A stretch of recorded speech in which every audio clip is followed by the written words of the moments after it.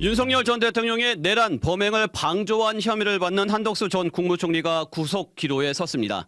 김건희 특검팀은 정치자금법 위반 혐의를 받는 권성동 국민의힘 의원을 소환해 조사 중인데요.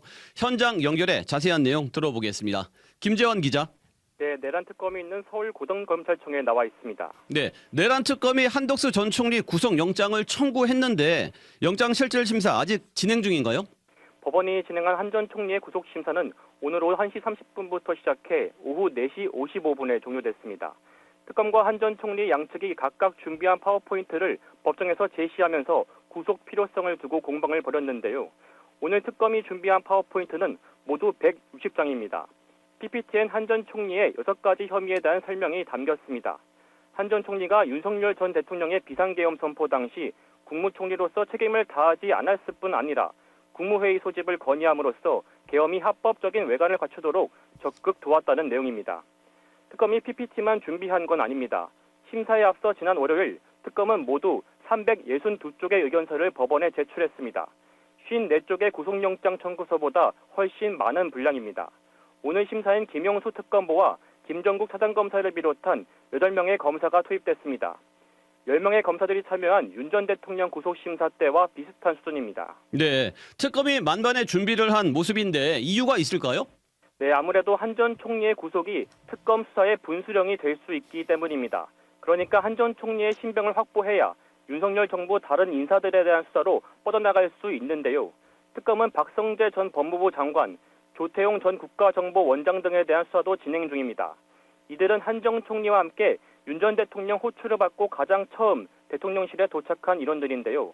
한 전 총리가 구속된다면 특검이 이들 혐의를 입증할 진술을 확보할 가능성도 있습니다. 네, 그렇군요. 한덕수 전 총리 구속이 국회의 계엄 해제 표결 방해 의혹 수사에도 영향을 줄까요? 맞습니다. 한 전 총리는 국회 표결 방해 의혹을 규명할 키맨이기도 합니다. 한 전 총리는 국회 계엄 해제 표결 전 추경호 당시 국민의힘 원내대표와 통화한 것으로 드러났는데 특검은 이들이 당시 어떤 대화를 나눴는지 수사 중입니다. 만약 한 전 총리가 국민의힘의 표결 불참을 요청했다면 추 전 대표 역시 내란 공범이 될 수 있습니다. 야당에 대한 특검의 수사 확대 여부가 사실상 한 전 총리 입에 달린 겁니다. 특검은 법정에서 계엄 당시 한 전 총리와 함께 있었던 관련자들 진술을 제시하고 그가 계엄 문건을 검토하는 모습이 담긴 CCTV 영상도 재생했습니다. 한 전 총리가 나중에 만들어진 계엄 선포문을 폐기해달라고 요청한 만큼 증거인멸 가능성이 있어 구속이 필요하다는 의견도 냈습니다. 심사를 마친 한 전 총리는 서울구치소에서 대기 중인데 구속 여부는 이르면 오늘 밤늦게 결정될 전망입니다. 네, 김건희 특검 상황도 한번 짚어보겠습니다. 오늘 국민의힘 권성동 의원은 어떤 혐의로 조사를 받고 있죠? 네, 권 의원은 2021년부터 지난해까지 통일교 전 세계본부장인 윤모 씨로부터 1억 원의 불법 정치자금을 받은 혐의가 있습니다.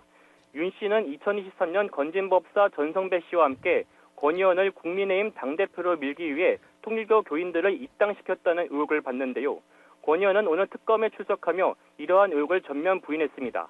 권 의원의 말 들어보시죠. 특검 측이 제기한 각종 의혹에 대해서 저는 결백합니다. 그렇기 때문에 당당합니다. 정치자금 1억 원 받은 적 있으십니까? 여러 번 밝힌 바와 같이 통일교 관계자로부터 어떠한 군품을 수사한 바가 없습니다. 특검은 지난달 권 의원 자택과 사무실을 압수수색했는데 국민의힘 반발로 당원 명부는 확보하지 못했습니다.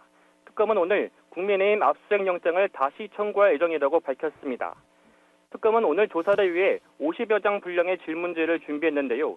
주로 권 의원이 어떻게 통일교와 접촉했는지, 어떤 관계를 맺게 됐는지 등을 조사하고 있습니다. 특검은 조사를 마친 뒤 진술 내용을 검토해 권 의원을 다시 불러 조사할지 아니면 곧바로 구속영장을 청구할지 결정할 전망입니다. 네, 여기까지 듣겠습니다. 사회부 김재환 기자 수고했습니다. 지금까지 CBS 박재환의 뉴스톡이었습니다. 노컷으로 보는 뉴스의 새로운 기준, 지금 알림과 구독 설정하시고 함께하세요.